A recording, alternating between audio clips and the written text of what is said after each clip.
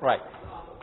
Okay, so today we are going to look at the second topic we are going to look at under my part of the lecture, which is on digital camcorder. Right, I believe most of you are familiar with camcorder. Camcorder is actually very similar to digital camera, except it's mainly used for recording video as opposed to still image for camera. Right, so this is a general overview of this part of the course. Right, so first of all, we'll talk about what is digital video, what constitutes a digital video. Right, we'll look at the camcorder, look at the structure, some of the concepts, as well as some functionality. And then finally, we'll look at some subsets of this video recorder, such as a video cam, surveillance camera, and so on. Right, so what's a video? I'll play you a short video, and you should know what's a video. Huh?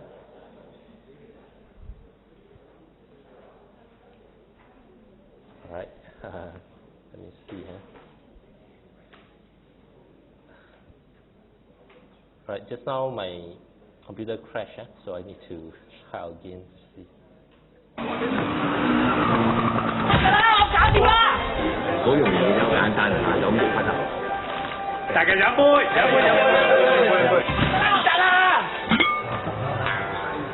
大家食啊！好嘢啊！冇食啊！湯都飲埋添。The English believe it's a slur on your host's food if you don't clear your plate. Whereas the Chinese feel you're questioning their generosity if you do. At HSBC, we never underestimate the importance of local knowledge. Which is why we have local banks staffed by local people in over 80 countries across the globe.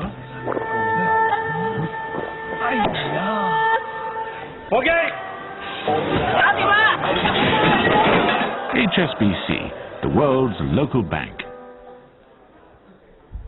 Alright, okay, so that you should know is a video. Right, so first we want to quickly tell you why the digital video that you have watched just now is better than the traditional cassette. Right, if you can still recall, I'm not sure whether you're old enough, but probably for your parents' generation, when they want to follow those Hong Kong drama series, they usually have to take a box of cassette player, right? They try to follow those drama series. Sometimes, when I was a kid, my mom wanted to follow those. I had to cycle to a nearby shop to borrow all big bags of cassette for my mom to go home to watch. So those are the old time, the video VHS cassette player as compared to the digital video what you have now. So essentially, why digital video is better than those cassette player? I think it's quite simple, right? Because one is digital data, the other is the analog. So it's digital. Generally speaking, it's the advantages of a digital data representation over the analog data representation. So why digital video is better than the analog VHS? You can see there's a few reasons why. Because it can provide better video and audio quality. That's number one. Number two, it's much easier for you to edit. For example, if there's certain part of the video you don't want it, you can readily edit it out. Right? You can transfer this file, you can borrow it to your friend, you can copy it, you can distribute it, and you can store all the videos very easily. So that's the advantages of digital video. Other things including exact reproduction, namely you can create exactly the same file, right, with the same quality. Right, this is not possible with the analog because analog it would depends on the quality of the magnetic tape as well. So the copy of one qualities of the analog cassette and the other one may be a bit different. Okay, so for digital video you can also have some error correction capability so that during the transmission if there's any error you can correct it. Right, and then the video that's used, the camera that's used to capture the digital video nowadays are actually very compact and small. So now, what's a video? Video is simply put is nothing but a sequence of pictures or frames you play it so quickly that give you the perceptions of movement, right, due to the persistence of vision. So you can see video is nothing but a sequence of pictures, right? So each of the pictures sometimes is also referred to as frame. Okay, you call it either a picture or a frame in a video. Right, there are many different types of a popular video format. Probably you have heard of quite a number of them. So nowadays, the most popular one among them is MPEG, right? okay, which stands for Moving Picture Expert Group. So towards the end of my part of the lecture, we'll also talk a little bit more about this MPEG compression standard. Right, so MPEG is one of the very popular formats. So things such as VCD, right, when you are probably in, I'm not sure, primary school, or, you actually watch those VCD, right, cartoon VCD. Those is under MPEG 1 standard. And then when you go to secondary school, you probably start to watch DVD. Those are actually the MPEG 2 standard. Right, nowadays, many of the digital camcorder, when you capture those files, is recorded in MPEG 4 standard. Okay, right. So others proprietary standard you have, like for example AVI, which is by Intel, and the WMV, which is by Microsoft.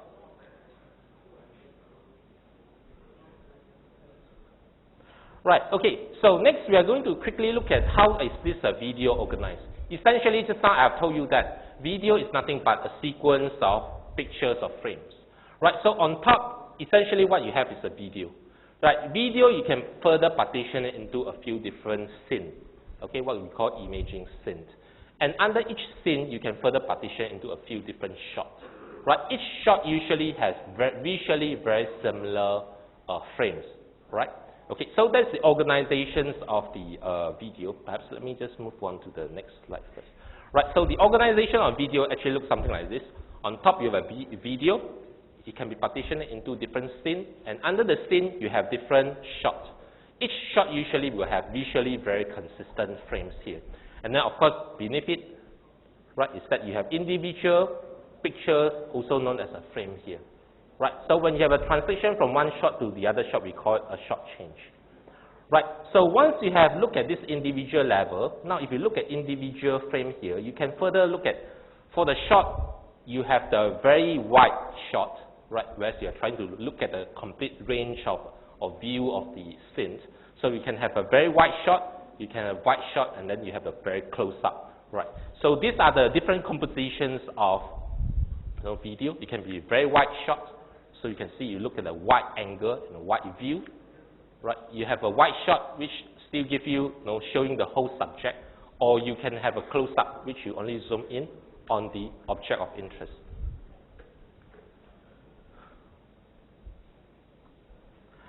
Right, okay, so earlier on I have already explained to you what's video. What video is nothing but a sequence of frames, okay, of pictures you played so quickly that give the perceptions of movement.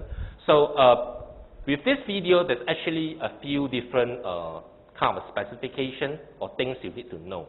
Right, okay, so the first thing is frame rate. Right, frame rate essentially just means that how many frames is being played per second. Excuse me.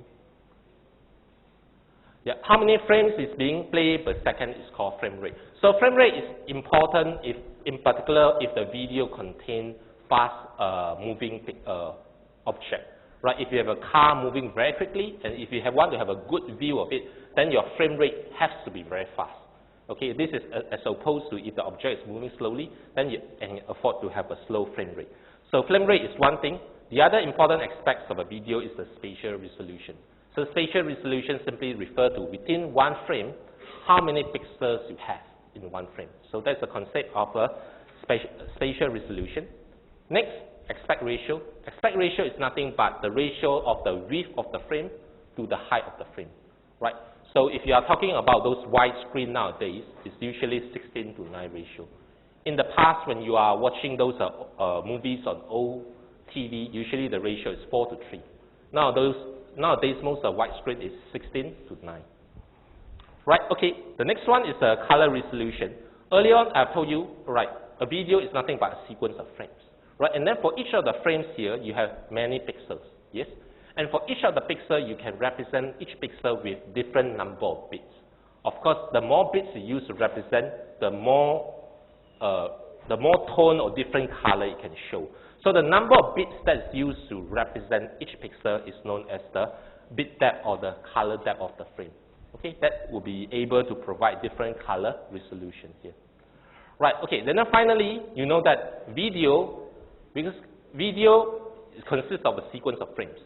But if you want to give the perception of movement, you really need to have a high frame rate. And if you want to have a good quality, you need to have a large spatial resolution. So all in all, what it means is that if you want to transmit a video, you will require a high bandwidth. And if you want to store it, usually the storage requirement is very large. So let's just have a look at one simple example. If you consider a particular video with a 640 by 480 resolution, this is considered a relatively low resolution video. Right, you have a video with this resolution, right? It has a bit depth of 24 bits color video, right? Playing at 30 frames per second, right? So if you try to check for this uncompressed video, what is the data rate, right? So what you need to do is do a simple calculation, right? The number of pixels is 640 by 480, and then for each pixel, you have 3 channels, the RGB channel, and then each channel has 8 bits, so this 3 multiplied with 8 gives you 24 bits. And then you have 30 frames per second. So if you multiply them all together, you can see that this it requires this amount of bandwidth for the transmission. This is approximately 221 megabits per second. Megabits per second. This is very, very high bandwidth.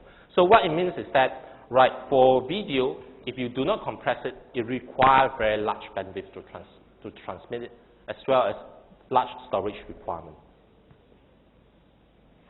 Right, okay, next we are going to look at some of the basic components of a digital camcorder. Actually, by now you probably should have a feel about the structures of camcorder, because camcorder and digital cameras are very similar. They pretty much share lots of similarity, except digital camera is mainly used to capture still images, whereas camcorder is customized to capture video. Right, so the basic component between them is more or less the same, with some minor differences here and there. Right, okay, so let's have a quick look between the difference between camcorder and digital camera. So you know camcorder used to record long video. So long video means that you need to customize the device to serve the purpose. Right, okay, so there's a few things. One is that, right, for camcorder, you should be able to offer higher video quality. Okay, so that's why you can see that for camcorder usually, right, nowadays most of camcorder you can offer up to a high definition 1080p. So shortly we'll see what does this particular term means, right? But pretty much what it means is that for camcorder, if you try to record the video, it can provide a higher resolution than what can be supported by digital camera for the video recording mode, right? Okay, so camcorder can provide better quality, right? It can also provide better better audio, because it can capture multi-channel audio or surround sound effect. Other things include, right, for camcorder, because you need to capture video. Video data storage requirement is definitely much larger than images. That's why you need to have a larger storage. Okay, so for camcorder, you need to have a larger storage. Okay, and then for camcorder, typically it has a higher optical zooming capability, so you can zoom in and capture the video more readily. And economics, right, because you're going to capture this video over a longer duration of time, so you have to make sure it's comfortable for you to hold it for a longer duration. Okay, so those are the main difference between those two camcorder and digital camera. So next, we'll look at each of the components very quickly, because as I mentioned, camcorder and camera, they are more or less the same, right? So let's try to look through them carefully. Most of these components that you have seen before is also exist in digital camera, apart from probably this video codec here. Okay, so let's try to go through it quickly. So the first one that you have is the microprocessor. So similar to the digital camera, microprocessor is like the brain. It manages most of the operations like acquisition, display, processing, storing, control. Right, so this is the brain that coordinates most of the operations of the camcorder. Next one is sensor. So sensor is of course for you to capture the incoming images of video. Right, it converts lights into electric charges, which then converted into pixel. So the common sensor, if you still remember, include, for example, CCD and CMOS. Okay, video codec. So for camcorder, probably what is different compared to most of the digital camera is that you have this video codec chips. So this video codec chip is a dedicated chip that is used to perform video compression and decompression. Right, because earlier on I've told you, for video, the data storage requirement is very large. So if you do not compress it, you easily just fill up your flash memory card. So you need to compress it. But this compression can be very time consuming. That's why you need a dedicated device to help you to perform the compression. Right, lens, right, by now you should know lens is simply to help you to focus the light onto the sensor. Okay, microphone is for you to capture the audio. Right, typically for camcorder, you should be able to capture better quality audio than digital cameras. Right, okay, so I'm going to play you a short video to show you the camcorder audio. Right, actually it's supposed to have some surround sound effect, but I think with this output, probably not sure how it will turn out.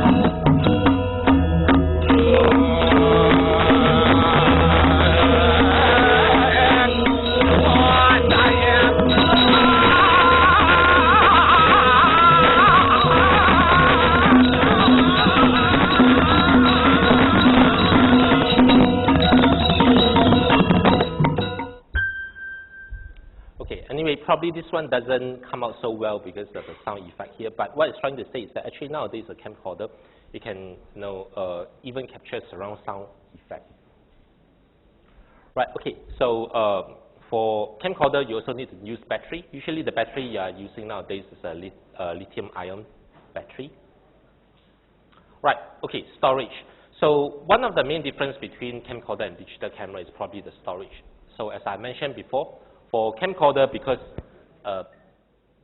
you need to capture video, so you need a larger storage. Right. Not only that, you also have a few more different kind of options as far as storage is concerned. You can either store it in a DVD or mini DVD. You can store it in a hard disk, or you can store it in a flash memory card. Of course, each has its own advantages as well as disadvantages. Right. If you capture it in a DVD or mini DVD, usually the duration range about from 30 minutes to 60 minutes of recording time. Hard disk you can capture a lot longer, right? Because most of the hard disk nowadays is actually very big. Memory card nowadays, most of the memory card is about say 32 gigabytes, right? So there's also a limitation on how long you can capture it. But each of them has its advantage, as I said, pros and cons. For example, a memory card is much smaller, right? So it's easier for you to transfer. You can just take it out and then move it, copy it into your hard disk. Right, there's also some older versions of a storage device that you probably have heard of, like mini DV, Digital 8, that kind of old format, but those are outdated already nowadays. Okay, so once you have captured this video, you need to transfer it. So there's many ways you can transfer this video. One is, for example, if it is a flash memory card, you just take it out, plug it into your PC. Right, other ways including, for example, using HDMI. Right, probably many of you have heard of this term, HDMI, High Definition Multimedia Interface. So this is a particular cable that allows you to transmit high quality audio as well as the video data. So that's the HDMI. So there's other way you can transmit the video, including the component cable. Right, so the component cable looks something like this. Right, okay, this red, blue, and green here. So for this component cable here, usually its quality is less than the HDMI, right? Okay. And then finally, of course, you can also use the USB to transmit the video. Right. Okay. So now, once we have looked at this digital camcorder, let's look a little bit more about this digital video. Right, okay, so probably many of you have heard of this standard definition and high definition. So when you try to capture, for example, a video, you can see that there's always two modes you can choose. Either you can choose the SD, which is the standard definition, or HD, which is the high definition. So SD or HD, the main difference is just how many pixels you have in a particular frame. So simply put, the main difference is how many pixels you have a frame. Standard definition, of course, its resolution is a little bit lower. So under standard definition, usually there's these two standards here. One is called NTSC and PAL. Right? If you go and buy a TV, you can see they always tell you it's a PAL TV in Singapore. It's because in Singapore and countries like Singapore and Australia, you use a PAL system. Right? If you go to the US, you'll see that their TV system is NTSC. So under this standard definition here, for different kind of system, right, you have different resolution. Okay? For example, NTSC, you have a few different variations. So one typical one would be, for example, 720 by 480. One it means is 720 across and 480 down. Right? Okay? So the width is 720 and the height is 480. Right? Okay. So usually the short form you use to denote it is you write this 480i here. So what it means when you see this particular term here, when you go and buy TV, often they use this kind of short form. They tell you, oh, 720p, 1080p, that kind of thing. You may not quite understand, but now you should understand. What it means is that the first number here actually refers to the number of lines that you have.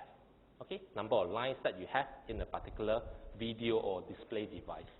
Whereas this particular I here refers to interlace. Interlace means that, for example, if you have a particular video here, you display the top, the odd line first, and then afterwards you display the even line. So if you alternate the display of odd line followed by even line, we call interlace display. Okay, so this is the interlace display here, I here. Right, okay, so for PAL 576i means that you have this resolution, you can see, that means this 576 means you have 576 lines here. And I refer to interlace scanning, right, okay. So for high definition, generally speaking, the resolution is higher, you can see, right, okay. So under high definition, typically you have this 720p, 1080i, and 1080p. So by now, you will know this term here, 720, just means that the number of horizontal lines you have, okay? And the P here refer to progressive, right, progressive. You can see that I refer to interlace and P refer to progressive. Generally speaking, which one will give you a better quality? Interlace or progressive? Progressive, huh? Because progressive, actually, for progressive video, for each of the frame, you scan every single line, right? That's progressive. But for interlace, you only scan the top few first, or the odd line, followed by even line. So why do you want to do this progressive interlace scanning if the quality is not as good as progressive? Why? Because the bit rate required will be a little bit low, because you only need to scan the odd line first, followed by the even line, but still give the perception of a smooth motion, right? Okay, so by now you probably would know, okay, the difference between high definition and standard definition. And on top of that, sometimes when you go and buy TV, they keep telling you this full HD. So when you hear this term full HD, actually it corresponds to this particular 1080p, right, which means that you have 1920 across and 1080 line, okay, and it's progressive scan, right? So that's what full HD means. Right, okay, so to give you an idea of perspective of the different kind of resolution here, you can see for standard definition, depending on whether it's a PAL or this NTSC system, the resolution is somewhere here. For example, you can see 640 or 720 across, and then 480 lines here. Right, so this is the general resolutions of the standard definition TV or video. Right, okay, and this is the high definition, right, 1280 versus 720. And for full HD is 1920 versus 1080. Okay, so that gives you a feel of the different resolution that you have for the standard definition video versus a high definition video. Right, so how many of you have recently gone to an electronic shop to have a look at the TV? Anyone? Have you noticed recently there's a type of TV known as a 4K TV? Anyone has heard of 4K TV?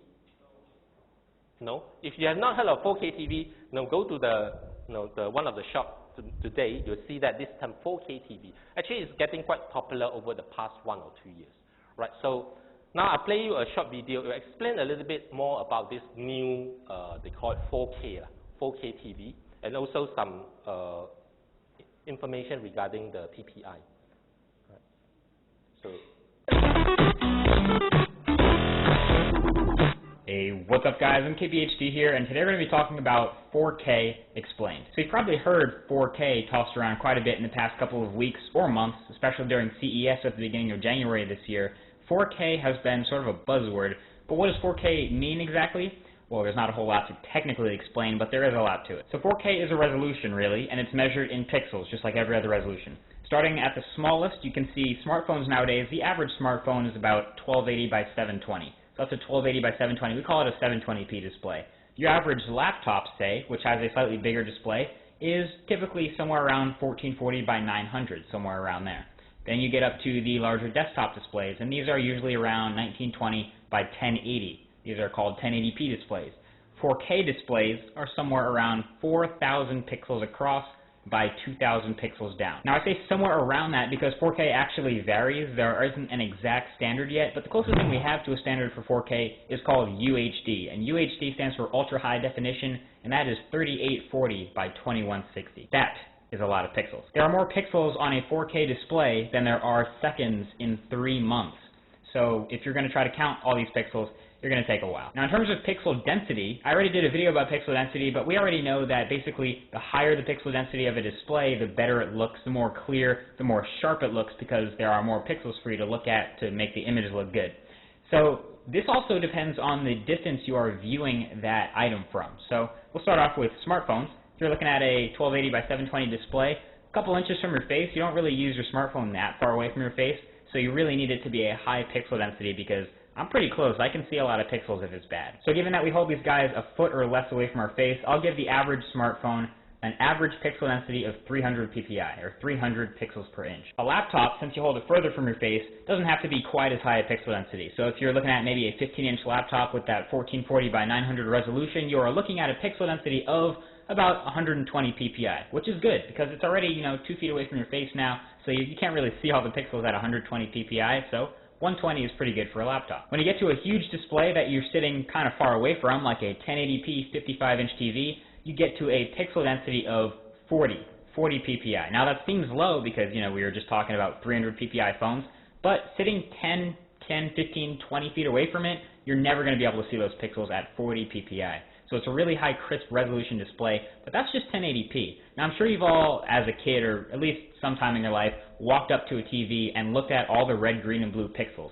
That is called the subpixel matrix. Basically, when you're looking at these pixels, those are the colors that make up the images that you see on your TV. In order to see those, you had to get up all the way up to the TV and look at it from a couple of inches away, and then you could see all the pixels. With a 4K TV, you will actually never be able to see those red, green, and blue pixels. A 4K 55-inch TV comes in over 100 ppi, which means you can be inches from it, like a laptop, and still not be able to see the pixels. Standing 5, 8, 12 feet away from a 4K TV will look flat out incredible, really, really sharp. Now I don't have a 4K TV personally, but I saw a ton of them at CES 2013. You might have seen my video recap of that event. If you haven't, it's down below the like button on this video. But there were a ton of 4K TVs playing 4K content, like videos and video games, on these TVs, and everyone who walked by pretty much paused for a second and stared at it because it was that awe-striking. It was really good looking.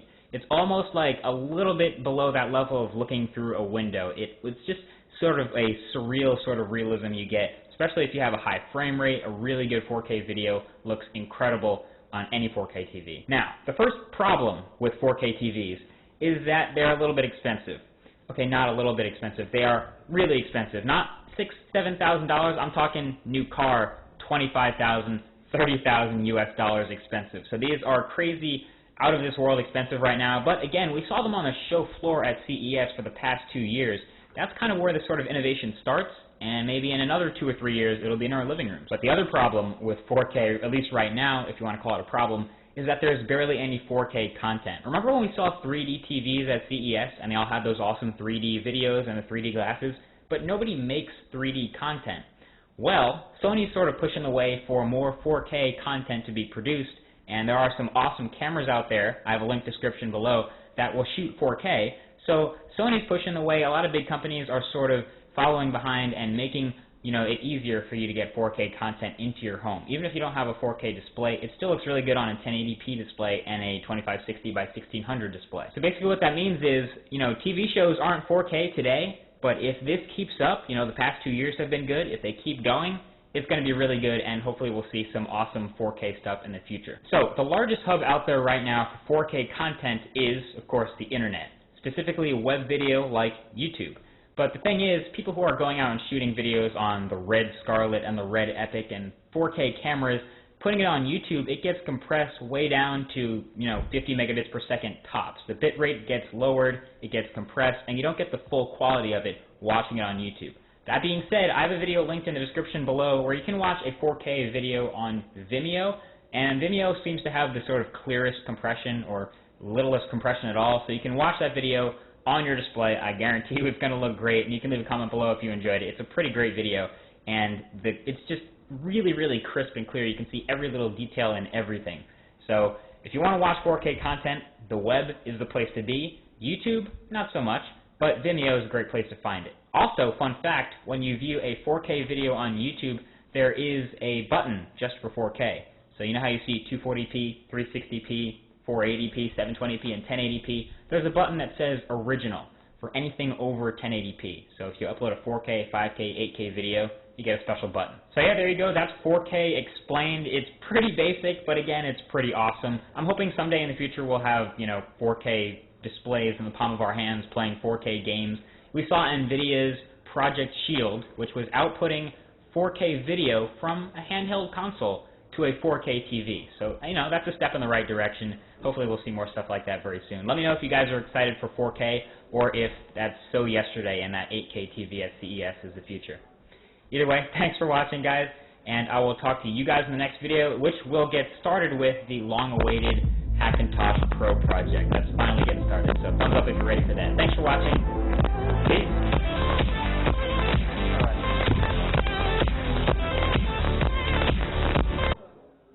Okay, so next time you happen to walk past Courts or Harvey Norman, to drop by and have a look to see how much the 4K TV now costs. Huh?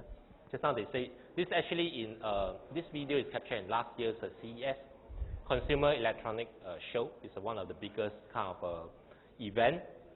So he mentioned about 20 or 30K USD. Yeah? So you pop by Courts or Harvey Norman, have a look to see how much it costs now. Okay, so the next thing we are going to look at is the video compression. So earlier on I have told you before that video actually has a very large storage requirement. So if you do not compress it, it's very difficult for you to either store it or transmit it, because it's just simply too big already. So you can see, why is it necessary?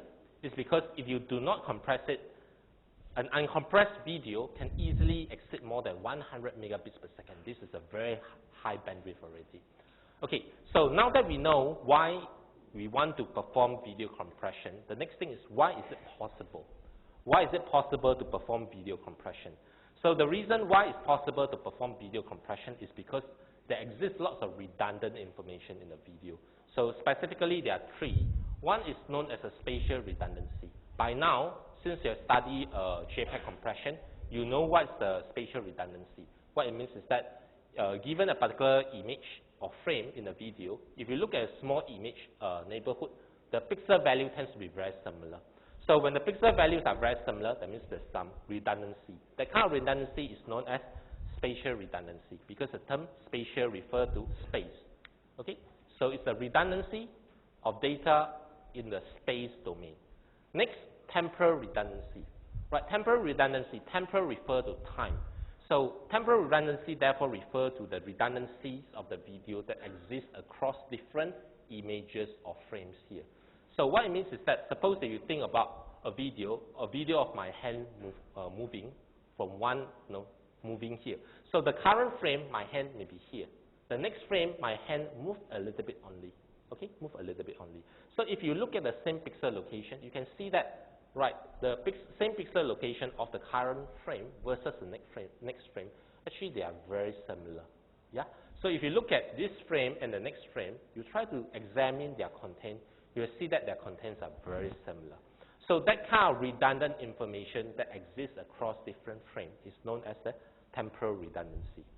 The next one is psychovisual redundancy. By now you probably have an idea. Psychovisual redundancy is because our eyes are more sensitive to low frequency component, and our eyes are more sensitive to the luminance, which is the brightness, than the chrominance, which is the color. So we can use this property to help us to perform the video compression. Right, so video compression, generally speaking, can be divided into two broad categories. One is called intra-frame compression, the other is called inter-frame compression. So from the name itself, you can more or less guess what they are trying to do. Intra-frame, so a video is a sequence of pictures of frame. So now if you consider individual frame or pictures here, intra-frame compression means that you perform compression within this frame by itself. Okay, so hence the name intra-frame, because intra means within. Right, intra-frame compression, you perform compression within the frame itself. So for this type of compression, what you do is that you consider each video frame or image by itself, right? And then you try to reduce the spatial redundancy that exists within the particular image, right? Okay, so it employs techniques such as similar to the JPEG-based, which is the image-based kind of a compression. So as opposed to the intra-frame, you have the inter-frame compression. So as the word suggests, the inter-frame means that compression is trying to exploit the redundancy that exists across different frames. So hence the term inter-frame. So inter-frame compression, they try to utilize the correlation or the similarity across the time domain here. Right, so it's trying to reduce the temporal redundancy. So for inter-frame compression, you try to reduce the temporal redundancy that I explained to you before. Often it will involve a technique known as a motion estimation and compensation. So this one I will not say too much until we come to the impact compression later. Right, okay, so the next thing that we are going to quickly look at is called the YCBCR color space. Right, when we are talking about video compression such as impact, often the color space we'll be dealing with will be the YCBCR color space. Okay, you may be thinking why? No, because many of you are comfortable with RGB color space. It's very intuitive. Many of you are comfortable with it. But as far as the video compression is concerned, usually we'll be dealing with this YCBCR color space.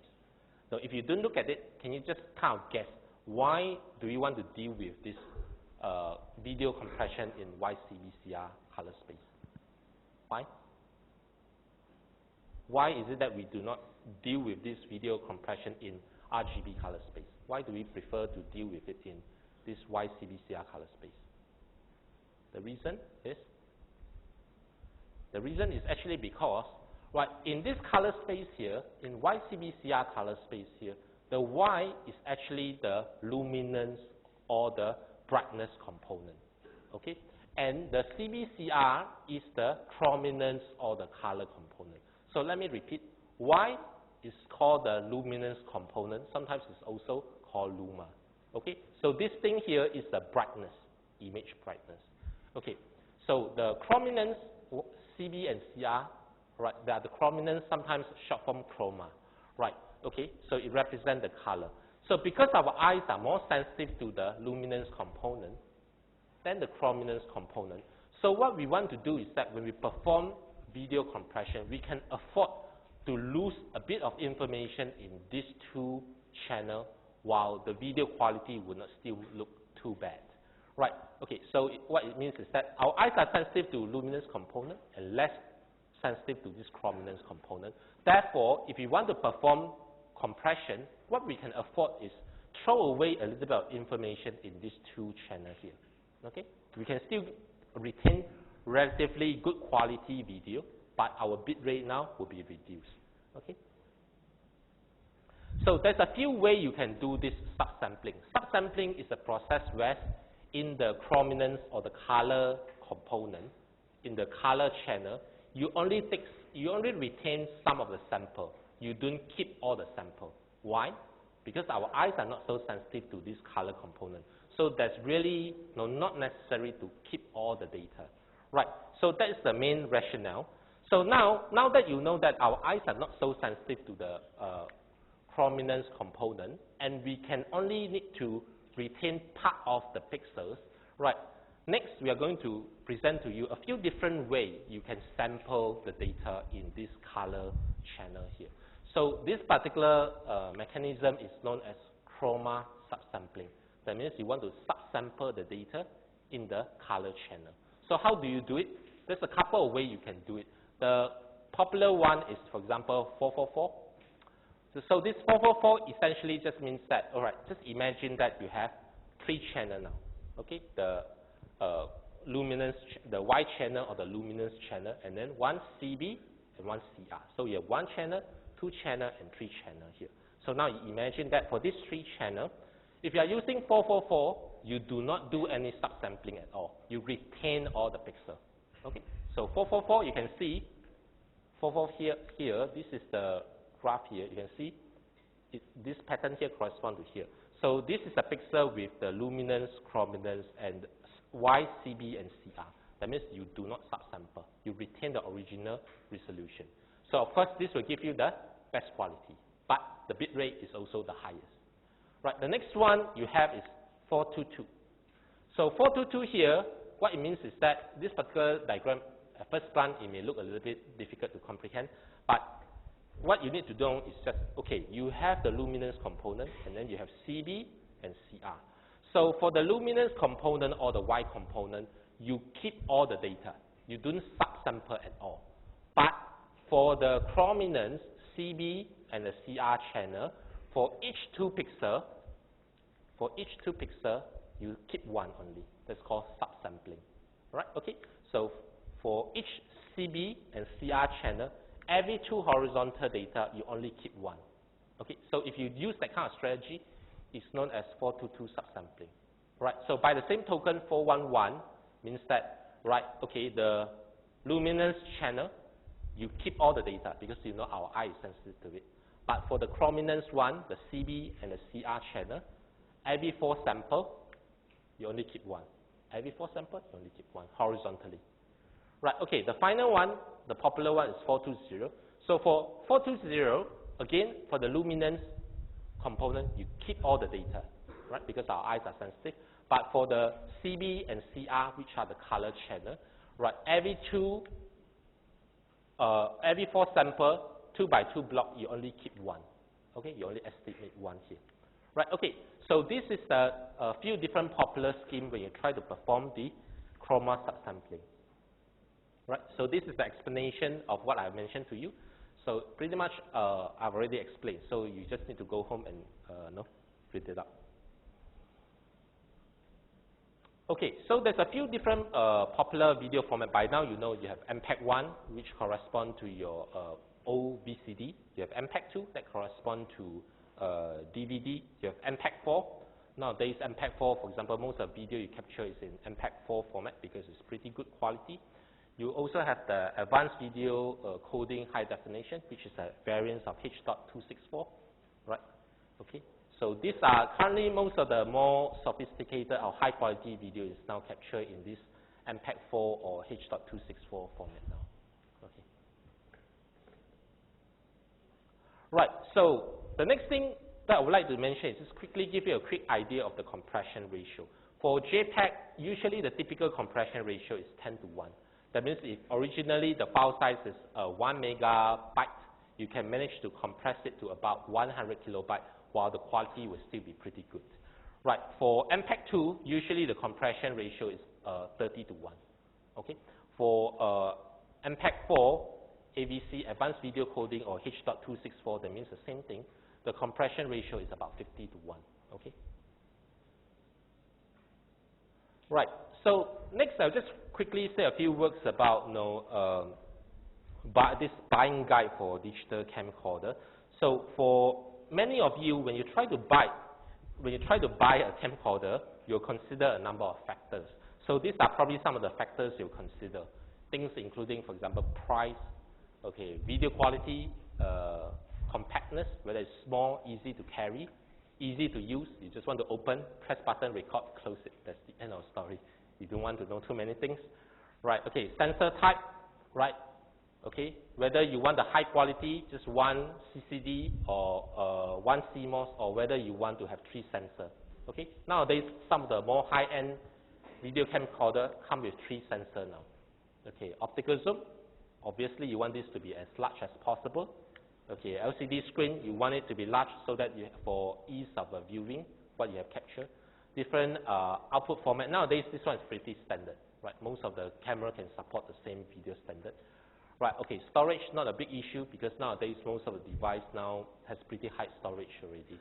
Okay, and then any special additional feature, for example, geo tracking. Sometimes you may want to geo tag, right, the video that you have captured with the GPS information. So for simplicity of management. All right, okay, so right. So here actually in this particular slide, I also give you, quick comparisons of a few different types of models of camcorder, right? But this one I actually prepared like 2 years ago, so you can see the model is in 2010, 2011, right? Okay, so some of the things you can see is that, okay, right, this is of course the date it was released to the market, okay, special features, right? Okay, there are lots of details you can actually go and look up. Right, just want to highlight some of the more important ones. For example, the media storage. Some of them is stored in hard disk. Some is stored in this flash memory card here. Okay, flash memory card. Right, okay. Recording. Right, you can record in high definition, that's for sure. And what kind of maximum resolution you can record. By now you know the meaning of 1080i. Okay. Right, okay. And then the compression standard, MPEG-4. Just want to highlight some of the more salient ones, huh? Right. Okay, so the memory storage, all right, whether it has a built-in hard disk, what's the size, right? Some has a built-in hard disk, right? Okay, some of them probably have a built-in internal flash memory, okay? And then most of them can support the memory card. Okay, that's not a problem. And then for the lens, you can look at different optical zoom is the important one.